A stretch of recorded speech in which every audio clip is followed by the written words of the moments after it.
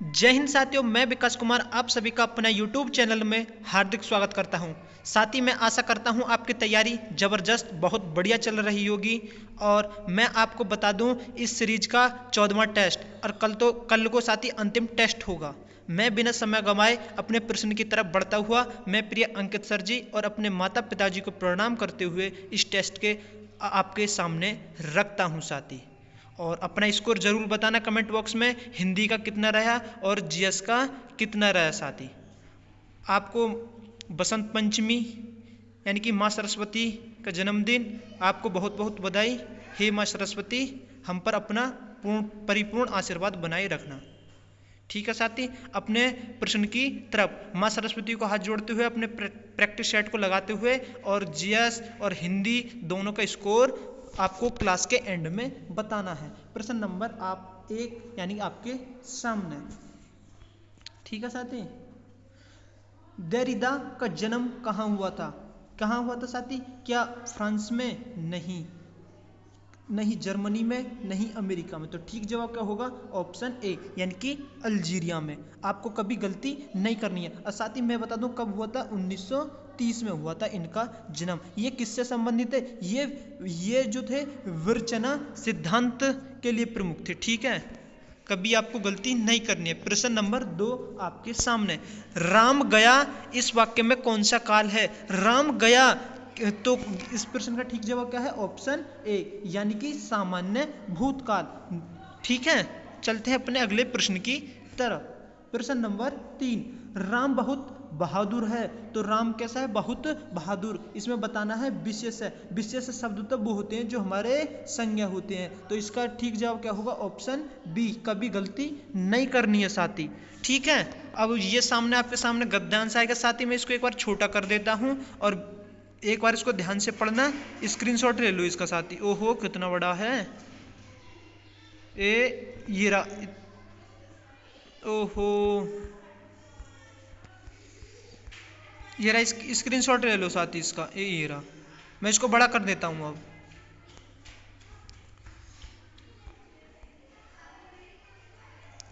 ठीक है, पढ़िए ध्यान से। हमारे देश वर्ष में शोषक और शोषित वर्ग का संघर्ष आज भी जारी है। इन दोनों वर्गों के संघर्ष में भ्रष्टाचार का जन्म लेना स्वाभाविक है। देश की पूंजीवादी व्यवस्था में साधारण जनता बुरी तरह से पिसती जा रही है। विकास के समस्त समाधान पूंजियों के हाथों में कैद है। यानी कि साधन विपन्नता आर्थिक संकट के माध्यम वर्ग एवं निम्न वर्ग को पराजित कर दिया है। देश का कर्मठ, ईमानदारी और बुद्धिजीवी एवं सर्वहार वर्ग मेहनत की कमाई करके भी 2 जून की रोटी जुटा सकने में असमर्थ है। देश का सारा सरकारी तंत्र स्वार्थ लिप्सों के हाथों में फंस चुका है और नौकरशाही निरुकुश होकर भ्रष्टाचार में लिप्त हो गई है। शासन व्यवस्था से जुड़ हर आदमी स्वार्थ केंद्रित हो गया है। हर आदमी अपनी कार्य सिद्धि के लिए उन कथित भ्रष्टाचारियों का साथ देने के लिए विवश है। ईमानदारी और नैतिकता के बलबूते कोई भी काम करवा पाना असंभव हो रहा है। जो व्यक्ति जितना झूठ बोलकर जी हजूरी करके अनैतिक तरीकों का इस्तेमाल कर अपना काम करवा सकने में सामर्थ्य रखता है, वह आज के युग में उतना सफल व्यक्ति माना जाता है। रिश्वतखोरी की बढ़ती प्रवृत्ति ने भ्रष्टाचार को अधिक बढ़ावा दिया है और वस्तुतः अनैतिक और तरीकों से किया गया प्रत्येक कार्य भ्रष्टाचार कहलाएगा। तो आपके सामने चौथा प्रश्न, और मैं आपको यानी कि किस प्रवृत्ति ने भ्रष्टाचार और अधिक बढ़ावा दिया है? तो किस प्रवृत्ति ने दिया है साथी? क्या किसने दिया है? यानी कि इसका प्रश्न का ठीक जवाब होगा यानी कि रिश्वतखोरी ने। नहीं ए, नहीं सी, नहीं डी। ठीक है, चलते हैं अगले प्रश्न की तरफ। प्रश्न नंबर 5, यानी कि हमारे देश के किस वर्ग के लोग मेहनत की कमाई से जीविका चलाने में असमर्थ हैं? यानी कि मध्यम वर्ग से? हाँ जी। निम्न वर्ग से? हाँ जी। सर्वहार से? हाँ जी। तो ठीक आंसर क्या होगा? ऑप्शन डी यानी कि उक्त सभी। कभी गलती नहीं करनी है साथी। प्रश्न नंबर 6, नौकरशाही निरंकुश होकर किसमें लिप्त हो गई? समाज सेवा में? नहीं साथी। शासन व्यवस्था में? नहीं। तो ठीक जवाब क्या होगा? यानी कि ऑप्शन सी, भ्रष्टाचार में। कभी आपको गलती नहीं करनी है। प्रश्न नंबर आपके सामने 7, अगर आप हमारे चैनल पर नए हो तो चैनल को सब्सक्राइब करें और वीडियो पसंद आ रही हो तो वीडियो को लाइक करें। जब किसी वाक्य की क्रिया के लिंग वचन और पुरुष कर्ता के लिए वचन और पुरुष के अनुसार हो तब वाक्य में कौन सा वाच्य होता है? यानी कि क्या, एक बार ध्यान से पढ़ो, यानी कि जब किसी क्रिया के लिंग वचन और पुरुष कर्ता के लिंग यानी कि कर्ता से लिंग वचन और पुरुष के अनुसार हो तो उसे क्या कहेंगे साथी? कर्तृवाच्य कहेंगे। जैसे मैं बताऊं, राम रोटी खाता है, ठीक है, राम रोटी खाता है। और मैं बोल दूं है सीता रोटी खाती है, तो कर्ता बदला तो लिंग यानी कि क्रिया भी बदली, ठीक है। कभी गलती नहीं करनी है आपको। प्रश्न नंबर 8 आपके सामने, इनमें से कौन सा शब्द मूल का अनेकार्थी शब्द है? यानी कि कौन सा है? तो ठीक जवाब ऑप्शन बी होगा। आप नहीं ए, नहीं सी, नहीं डी, कभी गलती नहीं करनी है साथी। प्रश्न नंबर 9 आपके सामने, इनमें से शुद्ध शब्द कौन सा है? शुद्ध क्या? आशीर्वाद, आशीर्वाद नहीं, तो ठीक जवाब होगा ऑप्शन सी, यानी कि आशीर्वाद। चलते हैं अगले प्रश्न की तरफ। प्रश्न नंबर 10, यानी कि हिंदी साहित्य के इतिहास में साथी, किसमें? इतिहास में काल विभाजन का सर्वप्रथम प्रयास इनमें से किसने किया? रामचंद्र शुक्ल ने? नहीं साथी। मिश्र बंधु ने? नहीं। तो ठीक जवाब क्या होगा? ऑप्शन बी, यानी कि डॉक्टर ग्रियर्सन ने, ठीक है। कभी गलती नहीं करनी है। प्रश्न नंबर 11, गर्दन पर सवार होना क्या है? गर्दन पर बैठना? नहीं साथी। पीछा न छोड़ना? जान से मार डालना? नहीं। गर्दन दबाना? नहीं। तो ठीक जवाब होगा ऑप्शन बी, यानी कि पीछा न छोड़ना। अगला प्रश्न आपके सामने, मुझे बताइए रोला छंद में कितनी मात्राएं होती हैं? रोला छंद में 28। नहीं साथी, 28 तो हरि गीतिका में होती हैं। 26 नहीं साथी, 26 तो गीतिका में होती हैं। 16 नहीं, 16 तो चौपाई में होती हैं। तो ठीक जवाब क्या होगा? यानी कि ऑप्शन डी, यानी कि किसमें होती हैं? रोला में। ये साथी मैंने जितने भी बताए ये सारे का सारे सममात्रिक छंद होते हैं। प्रश्न नंबर 13, इनमें से पंडित्य में कौन सा प्रत्यय है? मुझे बताइए ना कौन सा है? क्या यह? नहीं। कत्य? नहीं। यह? नहीं। तो ठीक जवाब होगा ऑप्शन ए। मैं आपको बता दूं कैसे बनेगा, ये तो ऐसे बनेगा, पंडित धन ये, यानी कि पंडित्य होगा। कभी गलती नहीं करनी है। आपके सामने प्रश्न नंबर 14, विद्यापति द्वारा रचित कितने ग्रंथ अभट्ट में हैं? यानी कि 4 हैं। नहीं साथी, तो ठीक जवाब क्या होगा? ऑप्शन बी, यानी कि 2 हैं। आपको कभी गलती नहीं करनी है, ठीक है साथी। अब मुझे बता दीजिए कि विद्यापति द्वारा जो रचित ग्रंथ हैं वो 2 कौन से हैं? वो तो कीर्तिलता और कीर्ति पताका हैं। ये दोनों ग्रंथ किस में हैं? अभट्ट में, ठीक है। एक बार और बताता हूं मैं, कीर्तिलता और कीर्ति पताका, ठीक है। चलते हैं अगले प्रश्न की तरफ। प्रश्न नंबर 15, इनमें से निजवाचक सर्वनाम का प्रयोग किस वाक्य में हुआ? निजवाचक, यानी कि आज अपनापन कहाँ? नहीं साथी। यह समस्या में आप ही हल कर लूंगा, यह समस्या में आप ही कर लूंगा, तो यही ठीक जवाब होगा। निजवाचक सर्वनाम कहता है जो काम स्वयं हो, जैसे वह स्वयं, यानी कि मैं अपने आप कपड़े धो लूंगा, मैं अपने आप ही बाजार चला जाऊंगा, कभी गलती नहीं करनी है। प्रश्न नंबर 16, व्युत्पत्ति के विचार से शब्दों में कितने भेद होते हैं? व्युत्पत्ति के विचार से शब्दों में तो साथ ही 3 होते हैं, रूढ़ शब्द और यौगिक शब्द और योग रूढ़ शब्द। योग रूढ़ शब्द में सभी हमारे कौन से आते हैं? बहुब्रीहि समास आते हैं। प्रश्न नंबर आपके सामने ये रहा, यानी कि 17। ओहो, निम्नलिखित में से कौन सा कथन सत्य है, यानी कि सत्य बताना साथी। क्रिया के साथ क्रिया जोड़ने से जो संयुक्त क्रिया बनती है उसे नामबोधक कहते हैं। नहीं साथी, ये तो गलत है। जब कर्म संज्ञा की तरह व्यवहार में आए तब वह क्रियार्थक संज्ञा कहलाती है। नहीं साथी, तो इसका फिर क्या है ठीक जवाब, यानी कि जब कर्ता एक क्रिया समाप्त कर क्षण दूसरी क्रिया प्रवृत्त होती है तो वह पूर्वकालिक होती है। जैसे मैं बताऊं, वह पानी पीकर सो गया, वह रोटी खाकर चला गया। पहले उसने रोटी खाई जब गया, पहले उसने पानी पिया तब सोया। यानी कि राग है कि रूप है, रस है कि जस है कि तन है कि मन है कि प्रण है कि प्यारी है। तो इसका ठीक जवाब क्या होगा, श्रृंगार होगा। नहीं साथी, वत्सल होगा नहीं, तो अद्भुत होगा। क्या होगा जल्दी बताइए, अद्भुत या शांत। तो इस प्रश्न का ठीक जवाब होगा ऑप्शन सी, यानी कि अद्भुत, नहीं शांत होगा। चलते हैं अगले प्रश्न की तरफ।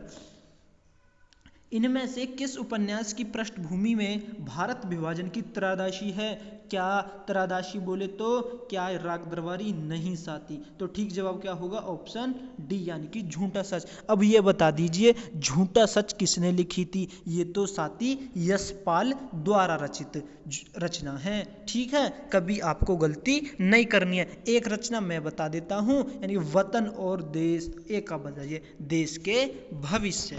ठीक है, अगला प्रश्न आपके सामने।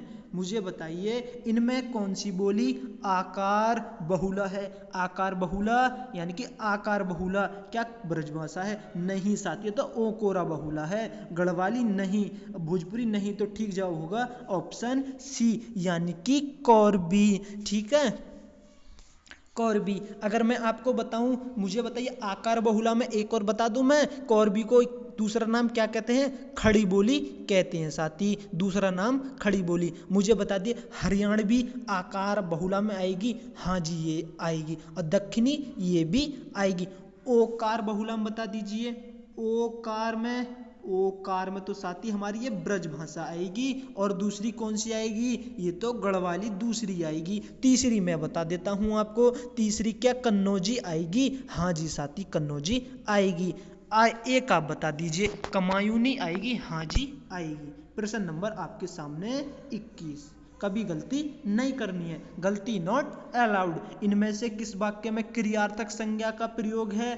क्या टहलना स्वास्थ्य के लिए अच्छा है, हाँ जी साथी यही है। मैं खाकर सोऊंगा, ये तो पूर्वकालिक हो रही है, क्रिया होगी। राधा बहुत तुतलाती है, नहीं साथी। गुजरों ने लड़ाइयाँ लड़ी, नहीं साथी ये तो नहीं होगा। गुजरों ने लड़ाइयाँ लड़ी, ये फिर कौन सी क्रिया होगी, बताइए आप कौन सी होगी।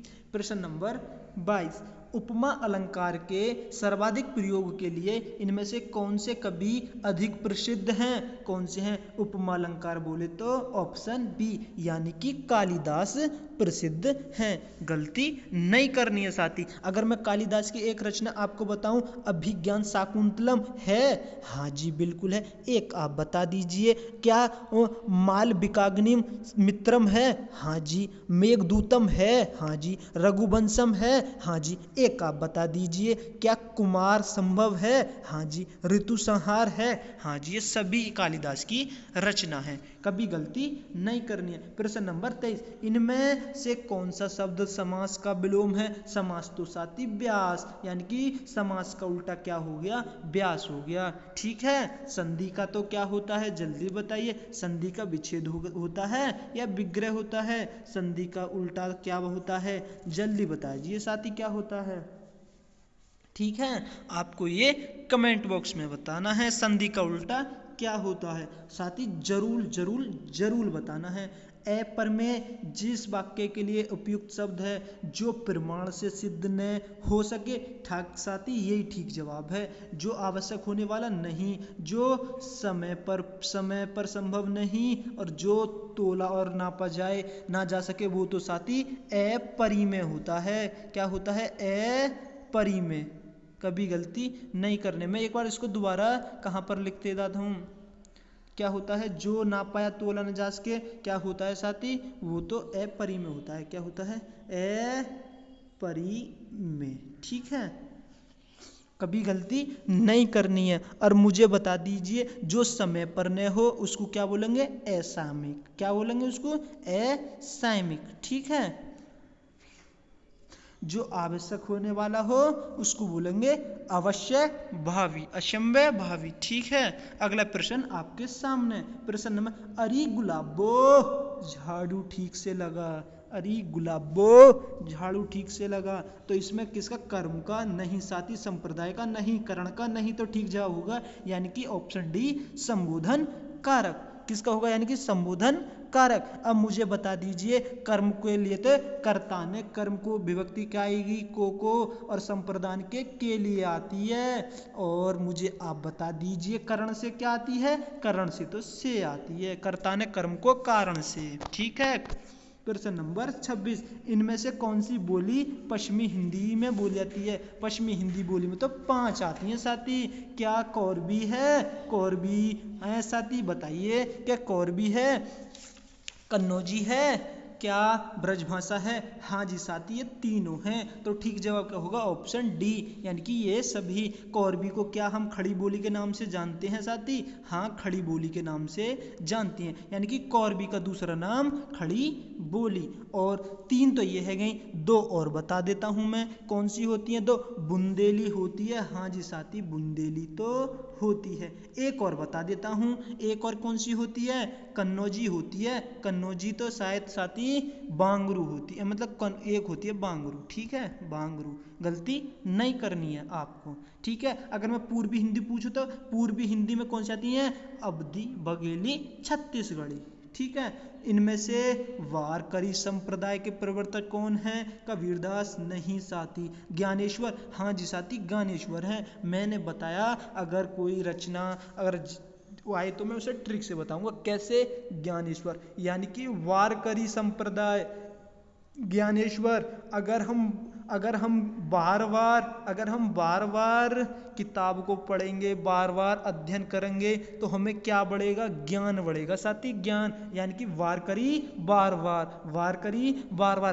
बार अध्ययन करने से ज्ञान बढ़ता है, यानी कि ज्ञानेश्वर। प्रश्न नंबर 28 आपके सामने, निम्नलिखित में से विस्मयादि बोधक अव्यय का उदाहरण कौन सा है? वहां, यहाँ, तो कौन सा होगा साथी? धन्य होगा, यानी कि धन्य। ठीक है। कभी प्रश्न आपको गलत नहीं करना है। प्रश्न नंबर आपके सामने 29, वियोग के अंतर्गत कितनी काम दशाएं आती हैं? क्या मैं सी बोल दूं? हाँ जी साथी, बोल दो, 10 ही आती हैं। इस प्रश्न का ठीक जवाब होगा ऑप्शन सी। चलते हैं अपने नेक्स्ट प्रश्न की तरफ। प्रश्न नंबर 30, पे वर्ग का उच्चारण स्थल मुझे बता दीजिए। पे वर्ग मूर्धा से नहीं साथी, मूर्धा से तो हमारा टे वर्ग बोला जाता है। तालु से नहीं साथी, तालु से तो हमारा चे वर्ग बोला जाता है पूरा। क्या हमारा नासिक से? नासिक से तो हमारा वर्ग का अंतिम 5वां अक्षर बोला जाता है। तो ठीक जवाब होगा ऑप्शन डी, यानी कि ओष्टे से। ओष्टे से पे वर्ग बोला जाता है। ठीक है। कभी गलती नहीं करनी है आपको साथी। प्रश्न नंबर 31, सफेद कमीज में कौन सा विशेषण है? परिमाणे का। इसमें नापतोल की बात हो रही है। सार्वनामिक है क्या? संख्यावाचक है क्या? तो ठीक जवाब ऑप्शन सी, यानी कि गुणवाचक। ठीक है। काली साड़ी और बनारसी साड़ी, तो काली और बनारसी क्या हुए? ये तो गुणवाचक विशेषण हुए। प्रश्न नंबर 32, सन 2010 में साहित्य अकादमी पुरस्कार इनमें से किस रचना को मिला है? क्या गोविंद मिश्र जी को? क्या कैलाश जी को? तो ठीक जवाब होगा ऑप्शन डी, यानी कि उदय प्रकाश जी को। और उदय प्रकाश जी यानी कि 2010 का सूर्य उदय कब होगा? उदय प्रकाश जी यानी कि सूर्य उदय हुआ तो उन्हें क्या मिला? साहित्य अकादमी पुरस्कार। गलती नहीं करनी है। प्रश्न नंबर आपके सामने 33, यानी कि मलबे का मालिक कहानी के कौन रचनाकार हैं? अगर साथी आपने मेरी पिछली वीडियो देखी होंगी तो ये रचना दोबारा कराई है और ये मैंने ट्रिक से बताई है। कैसे? मलबे का मालिक, अगर आपका घर मकान टूटा हुआ हो, अगर वो मलबा हुआ मतलब जो मलबा है उसके मालिक कौन होंगे, मोहन, यानी कि मैं ही हूँगा। कौन होंगे, यानी कि मैं ही हूँगा, मोहन राकेश। अब मोहन राकेश की बात करूँ तो एक रचना आप बता दीजिए, क्या साथी मोहन राकेश की रचना आधे अधूरे है? जल्दी बताइए, क्या है आधे अधूरे? हाँ जी साथी, बिल्कुल आधे अधूरे है, यानी कि नए बादल है। हाँ जी साथी, नए बादल है। ठीक है, कभी आपको गलती नहीं करनी है।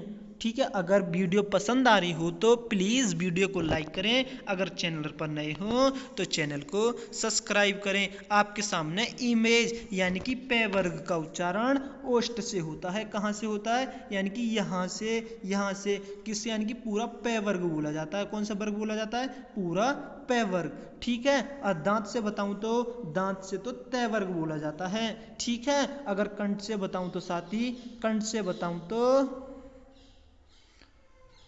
बताऊं तो हमारा ये यहाँ से क्या बोला जाता है, कै वर्ग बोला जाता है, पूरा कै वर्ग। कभी आपको गलती नहीं करनी है। चलते हैं अगले प्रश्न की तरफ। ठीक है, प्रश्न नंबर आपके सामने 34। बता दीजिए 34, उपविराम का प्रयोग इनमें से किस वाक्य में हुआ है? उपविराम बताना है साथी, उपविराम, कौन सा विराम बताना है, उपविराम। क्या इस मिश्र बंधु 3, ये तो इसमें तो डैश संयोजक चिन्ह हुआ, बी होगा इसका जवाब, यानी कि उपविराम कौन सा होता है हमारा, ये होता है साथी, ये। और ये तो हमारा अर्धविराम हुआ ये वाला, और ये तो हमारा निर्देशन चिन्ह हुआ। ठीक है, तो इस प्रश्न का ठीक जवाब कौन सा होगा, ऑप्शन बी। चलते हैं अपने नेक्स्ट प्रश्न की तरफ, प्रश्न नंबर 35। ठीक है, इनमें से किस वाक्य के अर्धविराम का प्रयोग हुआ? अर्धविराम बताना साथी, अर्धविराम तो हमारा ये होता है, और पूर्ण विराम ये होता है। अर्धविराम देख लो कौन से में है, ये तो अल्प विराम हुआ, नहीं साथी, ये तो विस्मयादिबोधक हुआ। आलस्य मनुष्य का शत्रु है, तो ये ही ठीक जवाब है, ये आ गया हमारा अर्धविराम। मैंने किताब पढ़ी, इसमें तो पूर्ण विराम आया है, कभी गलती नहीं करनी है। प्रश्न नंबर आपके सामने 36, जिस समास में दोनों पद प्रधान होते हैं, यानी कि दोनों पद प्रधान होते हैं, तो वो समास क्या होते हैं? वो तो साथी द्वंद्व समास होते हैं। माता और पिता, हमेशा गलती नहीं करनी है। प्रश्न नंबर बी, यानी कि द्वंद्व समास होगा। और कर्मधारय समास और बहुव्रीहि समास और द्विगु समास ये आपको गलत होंगे। ठीक है, प्रश्न नंबर 37, इनमें से कौन सा शब्द इंद्र का पर्यायवाची नहीं है? क्या जीमूत वाहन या वासव है? क्या साथी क्या है, शक्र है या पुलमोजा? इसका यानी कि नहीं पूछा, ये तो होते हैं, ये नहीं होता, यानी कि पुलमो मजा। साथी जीएस के 37 प्रश्न खत्म। आप अपना स्कोर बताइए, कितना स्कोर रहा आपको? आपके सामने अब सामान्य ज्ञान का प्रैक्टिस सेट ये चलता। अगर वीडियो पसंद आई तो वीडियो को लाइक करें, अगर चैनल पर नए हों तो चैनल को सब्सक्राइब करें। आपके सामने जीएस, दुख से ना घबराना पंछी, ये जग दुख का मेला है, और यूं तो भीड़ बहुत जंगल में, उड़ना तुझे अकेला है। प्रश्न नंबर 38, चलते हैं जीएस के तरफ। जीएस का स्कोर बताना साथी क्या है, और हिंदी का भी। हाल ही में शिक्षा मंत्रालय ने किसके सहयोग से ऑनलाइन निःशुल्क कोचिंग प्लेटफॉर्म, अगर साथी हमें कोचिंग करनी है, तो हमें पढ़ाई करनी है, तो हम कहाँ से सुनते हैं? अपने कानों से सुनते हैं, यानी कि आईआईटी कानपुर। गलती नहीं करनी है। अगर तो हम कोचिंग करने जाएंगे, अब आप ही हो, आप जो सुन पा रहे हो कानों द्वारा, यानी कि आईआईटी कानपुर। ठीक है, कभी गलती नहीं करनी है। प्रश्न नंबर 39, मैं इसको एक बार छोटा कर देता हूँ। ठीक है, बताइए इसका क्या जवाब होगा? हाल ही में मिस्र का सर्वोच्च सम्मान ऑर्डर ऑफ द नाइल से सम्मानित किया था। ये तो साथी अपने पीएम साहब जी को किया था, यानी कि प्रधानमंत्री नरेंद्र मोदी जी। ठीक है, कभी गलती नहीं करनी है। राष्ट्रपति जी बताइए, हमारे भारत के राष्ट्रपति जी कौन है? हमारे भारत के राष्ट्रपति जी तो श्रीमती द्रौपदी मुर्मू जी हैं। भारत सरकार द्वारा अक्टूबर 2023 में इजरायल हमास युद्ध क्षेत्र से नागरिकों को स्वदेश लाने के लिए कौन सा अभियान शुरू किया था?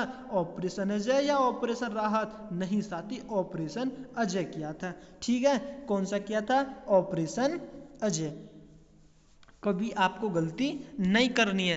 तो साथी आपके सामने ये रहे हमारे पीएम साहब नरेंद्र मोदी जी। इन्होंने इनको कौन सा भी पुरस्कार मिला था? अभी बताया था मैंने आपको, कौन सा मिला था? Order of the Nile. कौन सा? Order of the Nile. ठीक है, नायल। आपके सामने राम भगवान जी, इनको आशीर्वाद लीजिए। ठीक है, और साथ ही जो हमारे जो हमारे राम जी हैं, इनका रंग यानी कैसा है? सांवरा रंग, यानी कि हल्का सा काला रंग है। इससे सम्मत में इनको इसलिए बता रहा हूँ क्योंकि आने वाले नेक्स्ट क्वेश्चन में थोड़ा सा मैं इनके नाम पर ट्रिक लगाऊंगा, और ये आप साथी गलती गलत मत मानना। मेरा कोई उद्देश्य नहीं है कि मैं से किसी भगवान जी को टिप्पणी करूँ, बस हल्का सा बस याद करने के लिए इनका रंग सांवला काला बताऊंगा। ठीक है, चलते हैं अपने प्रश्न की तरफ। ये रहा हमारा राम मंदिर यानी कि अयोध्या में कितना सुंदर लग रहा है आपके सामने। साथ ही एडजस्ट करना, ये हल्का सा धुंधला आ रहा है। प्रश्न नंबर 41, 2023 में वर्ल्ड पॉपुलेशन डे की थीम क्या थी? वर्ल्ड पॉपुलेशन क्या थी? क्या आईपी एंड यूथ? नहीं साथी, unleashing of power of the gender equality, यानी कि यही थीम थी। कभी गलती नहीं करनी है साथी। अगला प्रश्न आपके सामने, प्रश्न नंबर 42, किस पड़ोसी देश को land of the thunder dragon कहा था? पड़ोसी देश यानी कि बर्मा को? नहीं साथी, ये तो बांग्लादेश को नहीं, नेपाल को। तो ठीक जवाब होगा ऑप्शन डी यानी कि भूटान। इसको कैसे याद करेंगे? लैंड ऑफ द थंडर, यानी कि थंडर से याद करो खंडर। खंडर में कौन लोग रहते हैं? खंडर में तो भूत लोग रहते हैं, यानी कि भूटान भूटान भूटान। कभी गलती नहीं करनी है। प्रश्न नंबर 43, अफ्रीका महाद्वीप का सबसे अधिक आबादी वाला देश कौन सा है? अफ्रीका महाद्वीप बोले तो सबसे आबादी वाला देश कौन सा है? यानी कि नाइजीरिया है। कौन सा है साथी? नाइजीरिया। ठीक है, ये सबसे पहला है। और दूसरा कौन सा है? दूसरा तो साथी कौन सा है? इथियोपिया है। और तीसरा कौन सा है? तीसरा तो मिस्र है। कभी गलती नहीं करनी है। 2000 भारतीय मुद्रा में 2000 रुपए के नोट का आकार क्या है? 55 160 नहीं साथी, 60 166 नहीं, 56 166 नहीं। तो ठीक जवाब क्या होगा? Option D. यानी कि इसको कैसे याद करें साथी? कैसे याद करें इसको? तो हम तो ऐसे याद करेंगे, 6666 एक नोट है हमारे पास 2000 का। क्या नोट है? बस एक नोट, मात्र एक नोट। ठीक है, मैं आपको इमेज लेकर आया हूँ 2000 के नोट के पीछे। मुझे बता दिए किसका वो है, चिपा साइन बना हुआ है। क्या मंगलयान है? हाँ जी साथी, मंगलयान है। गलती नहीं करनी है। प्रश्न नंबर 45, निम्नलिखित देशों में कौन सा आसियान का सदस्य नहीं है? नहीं पूछा है तो भारत ही नहीं है साथी। इंडोनेशिया, सिंगापुर, मलेशिया ये है।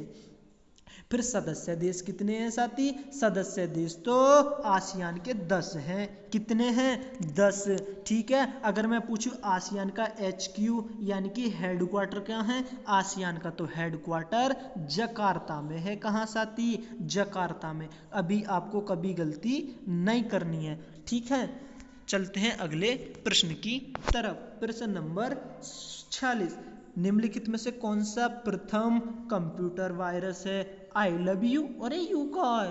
अरे यू भी वायरस है कोई? I love you. अरे सेंसर नहीं, ब्लास्टर नहीं। तो ठीक जवाब होगा यानी कि क्रीपर। अगर क्रीपर की बात करूं तो मुझे बता दीजिए साथी, क्रीपर की यानी कि क्रीपर जो है ये किसने बनाया था? ये तो साथी बॉब थॉमस ने बनाया था। किसने बनाया था? बॉब थॉमस ने बनाया था, यानी कि थॉमस। कभी गलत नहीं करना है। अगर मैं पूछूं कब बनाया था, ये तो 9711 यानी कि 1971 में बनाया था। चलते हैं अगले प्रश्न की तरफ। प्रश्न नंबर आपके सामने 47। निम्नलिखित में से किस दिन राष्ट्रीय एकता दिवस के रूप में मनाते हैं? 21 अक्टूबर को? नहीं साथी। 14 अक्टूबर को? नहीं। तो ठीक जवाब होगा ऑप्शन सी यानी कि 31 अक्टूबर को। 31 अक्टूबर को बोले तो सरदार वल्लभ भाई पटेल जी की जन्मदिन पर यानी कि जयंती पर मैं उनका इमेज लेकर आया हूं, जो हमारे पीएम राष्ट्रपति जी ने यानी कि ये दिवस की घोषणा की थी, यानी कि मतलब उनकी जयंती पर राष्ट्रीय एकता दिवस जो हमारे 2014 से शुरू है। आपके सामने प्रश्न नंबर 48। निम्नलिखित में कौन सा केंद्रीय पुलिस बल जिसे कछार लेबी कहा जाता है, जो उत्तर पूर्व भारत के कुछ सबसे दूरस्थ अल्पकालिक विकसित क्षेत्रों में तैनात है? कौन सा है तो साथी बता दीजिए। इस प्रश्न का क्या है ठीक जवाब? इस प्रश्न का तो ठीक जवाब ऑप्शन सी होगा यानी कि असम राइफल्स। अगर मैं असम राइफल्स की बात करूं तो साथी ये तो सबसे पुराना पुलिस बल है। कैसा? यानी कि सबसे पुराना, जो कि 1835 में इसकी स्थापना हुई थी। कितने बटालियन के साथ? यानी कि 46 बटालियन के साथ। मैं साथी आपको बता दूं इन सभी की इमेज लेकर आया हूं, कौन कहां कैसे है। अगर मैं सीमा सुरक्षा बल की बात करूं तो मुझे बताइए सीमा सुरक्षा बल की यानी कि बॉर्डर सिक्योरिटी ऑफ फोर्स, इसकी ये फुल फॉर्म होती है। क्या होती है? Full form. ठीक है। अगर मैं पूछूं भारत तिब्बत चीन पुलिस आईटीबीपी, अगर आईटीबीपी की बात करूं तो इसकी स्थापना कब हुई साथी? इसकी स्थापना तो 24 अक्टूबर कब हुई थी? 1962 में। ठीक है। अगर मैं पूछूं आपसे, मुझे बताइए कि हमारी केंद्रीय रिजर्व पुलिस यानी कि सीआरपीएफ की स्थापना कब हुई थी? उनका दिवस कब मनाया जाता है? 27 जुलाई। साथ ही मैं तारीख क्यों लिख रहा हूं? इनको यह दिवस मनाया जाता है, इनका दिवस, इनकी स्थापना हुई थी 27 जुलाई 1939। कभी गलती नहीं करनी है साथी। आपके सामने अगला प्रश्न। उत्तर प्रदेश सरकार ने किस ऐतिहासिक समारोह से जुड़ा मछली का राज चिन्ह अंगीकृत किया है? बुंदेल दरवाजा? नहीं साथी। ठीक जवाब होगा ऑप्शन ए यानी कि रूमी दरवाजा।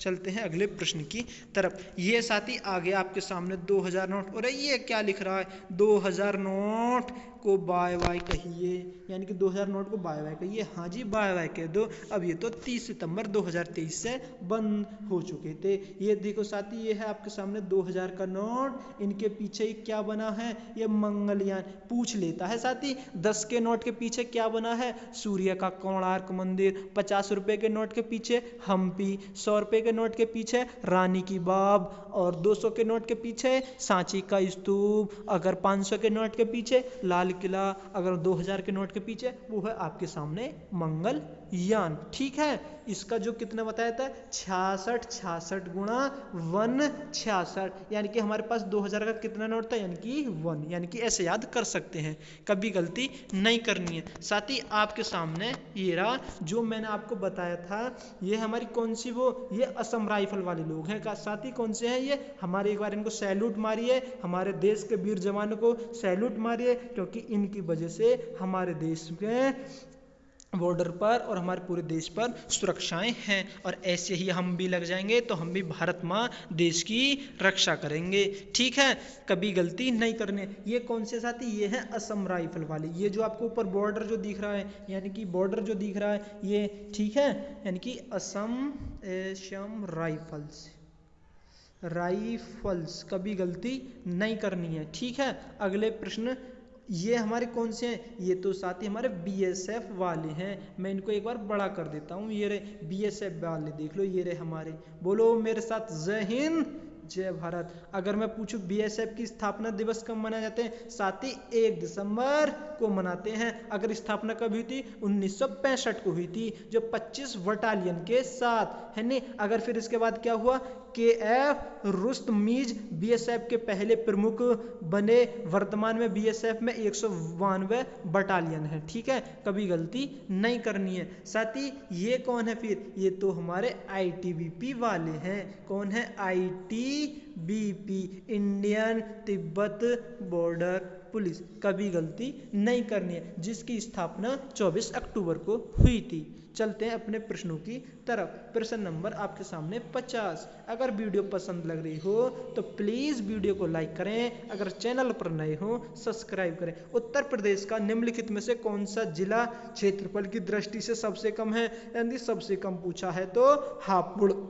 हम तो सबसे ज्यादा भी बता देंगे, सबसे ज्यादा तो लखीमपुर खीरी होता है। कौन सा? लखीमपुर खीरी, कभी गलती नहीं करनी है। अगर इसका पूछूं तो इसको कैसे याद करेंगे? 6600, इसका क्षेत्रफल। और लखीमपुर खीरी का कितना होता है? लखीमपुर खीरी का तो 7680 होता है, यानी कि 7680। चलते हैं अगले प्रश्न की तरफ। प्रश्न नंबर 51। सुरहताल पक्षी अभ्यारण्य स्थित है बिहार, क्या एटा में? नहीं साथी। प्रतापगढ़ में? हरदोई में? नहीं। ठीक जवाब होगा ऑप्शन डी, यानी कि बलिया में। कभी गलती नहीं करनी है आपको साथी, कभी नहीं। ठीक है, चलते हैं अगले प्रश्न की तरफ। अगर मुझे बता दीजिए एटा में कौन सा होता है? एटा में तो साथी कौन सा होता है? एटा यानी कि पटना। एटा सु याद रखो, पटना। पटना पक्षी अभ्यारण्य होता है, यानी कि एटा पक्षी अभ्यारण्य, यानी कि पटना। एटा पटना, एटा पटना। और सांडी कौन सा होता है? सांडी पक्षी अभ्यारण्य तो हरदोई में होता है, यानी कि हरदोई में। यहाँ पर लिखे हूँ सांडी पक्षी अभ्यारण्य, कभी गलती नहीं करनी है। प्रश्न नंबर 53 आपके सामने।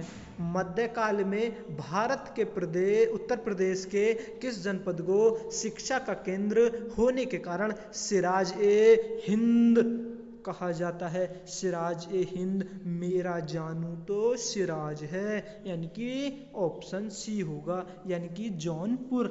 यानी कि मेरा जानू सिराज है, यानी कि सिराज। सिराज से याद रखो जौनपुर। ठीक है, कभी गलती नहीं करनी है। प्रश्न नंबर 54 आपके सामने। बता दीजिए मुझे इसका क्या जवाब होगा?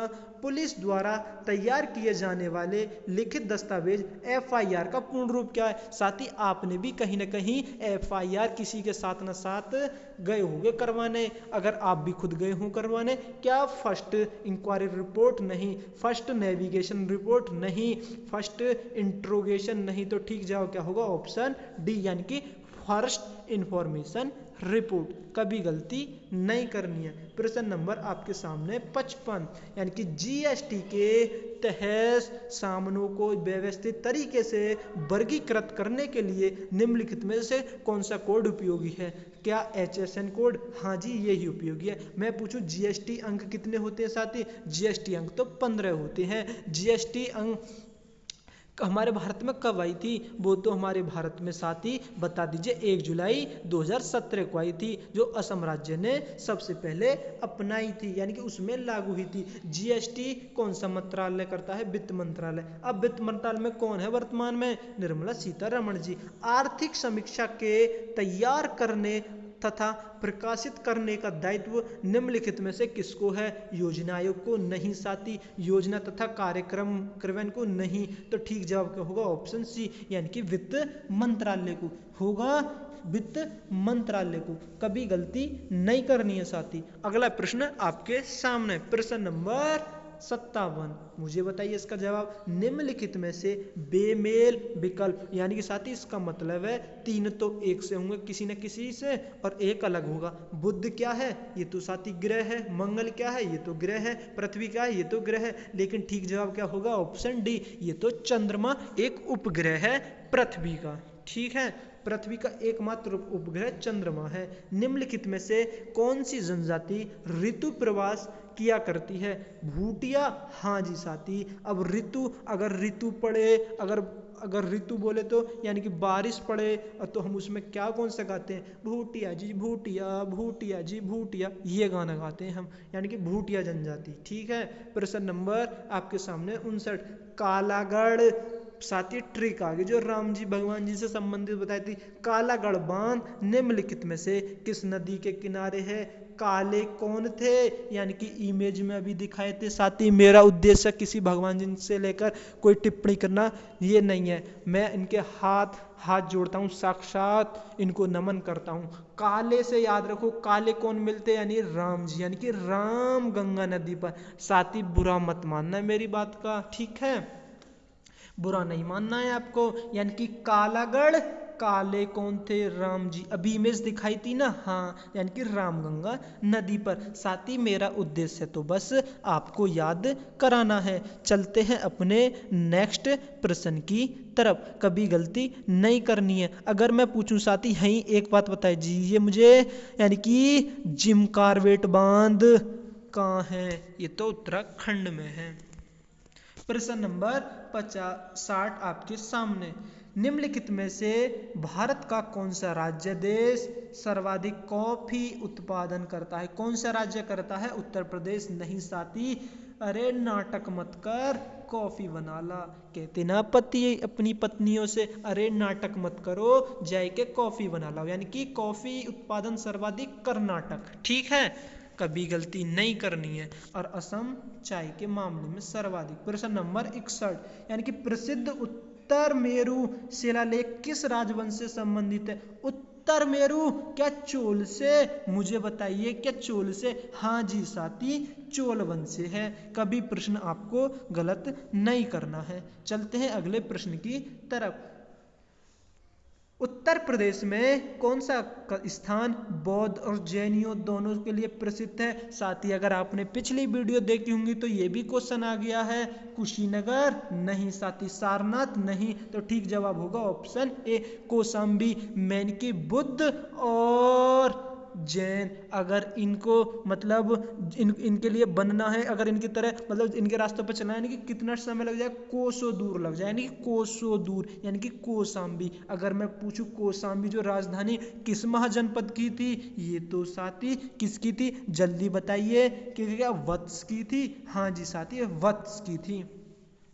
कभी प्रश्न आपको गलत नहीं करना है, ठीक है। चलते हैं अगले प्रश्न की तरफ। मुझे बता दीजिए साथी, एक प्रश्न पूछूं, महात्मा बुद्ध जी का जन्म कहाँ और कब हुआ था? ये आपको प्रश्न कमेंट बॉक्स में बताना है, ये आपका होमवर्क क्वेश्चन है। बता दीजिए कौन सा, महात्मा बुद्ध का जन्म कब और कहाँ हुआ था, ठीक है, सभी को बताना है। प्रश्न नंबर आपके सामने 63, बाबरनामा आत्मकथा किस भाषा में लिखी गई है? किस में लिखी गई है? उर्दू में नहीं, फारसी में नहीं, तो किस में लिखी गई है? लिखी गई है साथी, लिखी गई, अनुवाद नहीं पूछा। तो बाबरनामा जो बाबर की थी वो किस भाषा में, यानी कि तुर्की में। अगर अनुवाद पूछा, यानी कि बाबरनामा आत्मकथा का अनुवाद फारसी भाषा में किसने किया? फारसी भाषा में किसने किया? ये तो अब्दुल यानी कि रहीम खाना ने किया था।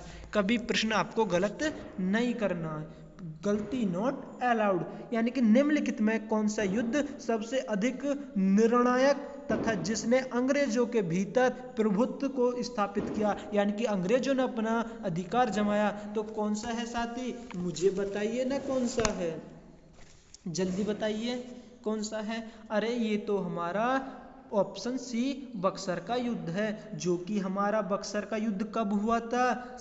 1764 में हुआ था या नहीं? क्या मैं ठीक बता पा रहा हूँ? हाँ जी साथी, मैं तो ठीक बता रहा हूँ। मैं पूछूं प्लासी का युद्ध कब हुआ? मैं पेन दूसरा ले लेता हूँ। प्लासी का युद्ध, जल्दी बताइए, प्लासी का युद्ध कब हुआ था? प्लासी का युद्ध क्या 1757 में हुआ था? हाँ जी साथी, 1757 में हुआ था। और बोंडीवास का कब हुआ था? बोंडीवास का तो युद्ध 1760 में हुआ था। कभी प्रश्न नहीं गलत करना। अगर मैं पानीपत का पूछूं तो पानीपत का 1761 में हुआ था, जो कि आपका प्रश्न इसका ठीक जवाब होगा ऑप्शन सी, बक्सर का युद्ध। प्रश्न नंबर आपके सामने 65, निम्नलिखित में से किस आधुनिक इतिहासकार ने 1857 के विद्रोह में राष्ट्रीय स्वतंत्रता के लिए लड़ा गया सुनिश्चित स्वतंत्रता संग्राम कहा? अशोक मेहता, नहीं साथी। तो ठीक जवाब होगा कि वीडी सावरकर। कौन होगा? वीडी सावरकर। कभी गलती नहीं करनी है आपको। अगर मैं वीडी सावरकर को बोलूं इन्होंने विद्रोह कब, यानी कि मुझे बताइए, इनकी जो मतलब वो है 1857 में जो इन्होंने अपनी जो प्रमुख पुस्तक लिखी थी, जो इन्होंने बुक लिखी थी, क्या है साथी? ध्यान से सुने, the Indian war of independence.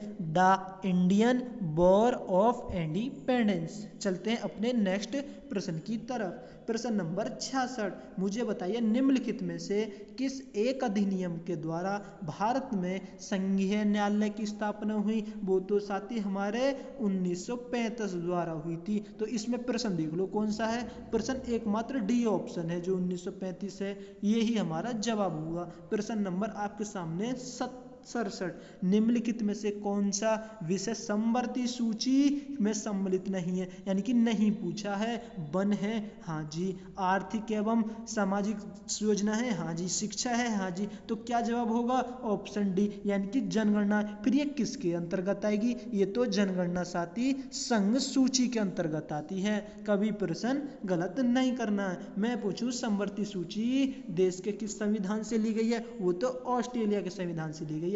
भारतीय संविधान का कौन सा अनुच्छेद अल्पसंख्यक को अपनी मनपसंद शिक्षण संस्थाओं को स्थापित या संचालित करने का अधिकार को संरक्षण प्रदान करता है? तो ठीक प्रश्न का जवाब होगा ऑप्शन डी, यानी कि अनुच्छेद 30। अगर मैं पूछूं अनुच्छेद फिर 26 क्या होता है? अनुच्छेद 26 तो ये होता है धार्मिक मामलों की स्वतंत्रता की, यानी कि धार्मिक मामलों की स्वतंत्रता। अगर मैं पूछूं 27 क्या होता है? 27 तो हमारा साथी ये होता है किसी भी व्यक्ति को किसी भी विशिष्ट धर्म यानी कि रख रखाव के लिए कोई कर बाध्य नहीं किया जाएगा। ठीक है। अगर मैं आपसे 29 पूछूं तो 29 तो हमारा ये होता है धार्मिक अल्पसंख्यकों को वह भाषाई अल्पसंख्यकों को सुरक्षा प्रदान करना।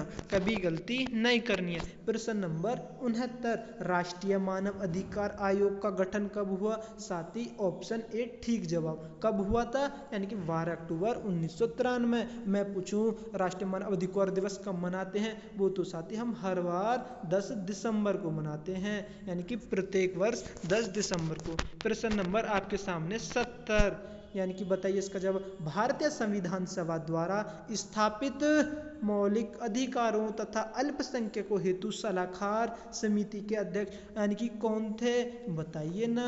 क्या सरदार वल्लभ भाई पटेल जी थे? हाँ जी साथी, सरदार वल्लभ भाई पटेल जी थे। कभी गलती नहीं करनी है। मुझे बताइए प्रश्न नंबर 71, किस पदार्थ की मात्रा को मापने के लिए निम्नलिखित में से कौन सी एसआई इकाई है? मीटर, मीटर को तो लंबाई में नापते। केल्विन, केल्विन तो ताप का होता है। मोल है, हाँ जी। और कैंडला तो किसका होता है? कैंडला मुझे बताइए, कैंडला तो साथी किसका होता है? क्या ज्योति तीव्रता का होता है? जल्दी बताइए। हाँ जी, ज्योति तीव्रता का होता है। कभी गलती नहीं करनी है। प्रश्न नंबर आपके सामने 72, चर्म शोधन उद्योग से निकलने वाला कौन सा धातु आयरन गंभीर का जल प्रदूषण का कारण है? वो तो हमारा ऑप्शन डी क्रोमियम होगा। क्या होगा? क्रोमियम होगा, जो हमारा क्या करता है? चमड़ा उद्योग में प्रयुक्त होने वाले अपशिष्ट जल में क्रोमियम होता है। ठीक है। चलते हैं अपना नेक्स्ट प्रश्न की तरफ। प्रश्न नंबर 73, हमारे ब्रह्मांड में कौन सा तत्व सर्वाधिक प्रचुरता यानी कि सर्वाधिक प्रचुर मात्रा में पाया जाता है? नाइट्रोजन नहीं साथी, हमारे तो गैस पाई जाती है नाइट्रोजन। ठीक जवाब होगा ऑप्शन सी, यानी कि हाइड्रोजन। कभी गलती नहीं करनी है। प्रश्न नंबर 74 आपके सामने, बेरी बेरी रोग किस विटामिन की कमी के कारण होता है? विटामिन सी की से नहीं साथी, विटामिन सी की कमी से तो स्कर्वी होता है। विटामिन ई की से नहीं, विटामिन ई की से तो नपुंसकता रोग होता है जो महिलाओं में होता है। क्या विटामिन के से? नहीं साथी, विटामिन के से रक्त का थक्का देरी से बनना। तो ठीक जवाब होगा ऑप्शन ए सी यानी कि विटामिन B1। कभी गलती नहीं करनी है। क्या जवाब होगा? Option C. चलते हैं अगले प्रश्न की तरफ, यानी कि 75वां प्रश्न। निम्नलिखित में से किस वैज्ञानिक ने अष्टक सिद्धांत प्रदान किया था? मैडम क्यूरी ने? नहीं साथी, मैडम क्यूरी तो रेडियम के लिए प्रसिद्ध हैं, रेडियम के लिए। तो ठीक जवाब क्या होगा? ऑप्शन बी, यानी कि जॉन यूलैंड्स। कभी गलती नहीं करनी है साथी। गैलीलियो तो दूरबीन के लिए है, माइकल फैराडे तो जनरेटर के लिए हैं। अगर वीडियो हमारी पसंद आए तो वीडियो को लाइक करें, चैनल को सब्सक्राइब करें। अगर आप अपना स्कोर बताएं साथी, आपका स्कोर कितना रहा, जल्दी बताएं स्कोर। और हाँ साथी, उस प्रश्न का जवाब और बताना कमेंट बॉक्स में जो मैंने पूछा था, महात्मा बुद्ध जी का जन्म कहाँ और कब हुआ था। ठीक है, आपके सामने पूरे मैंने 75 क्वेश्चन कराए। अगर आपको ये करना है मैथ का तो कर सकते हैं, ठीक है, ये कर सकते हो। अगर हमारी यानी कि चलते हैं साथी, मिलते हैं अगले प्रैक्टिस सेट। अंतिम और आखिरी टेस्ट होगा, यानी कि 15वां। ठीक है साथी, यानी कि जय हिंद, जय Bharat, Vande Mataram, love you, bye bye.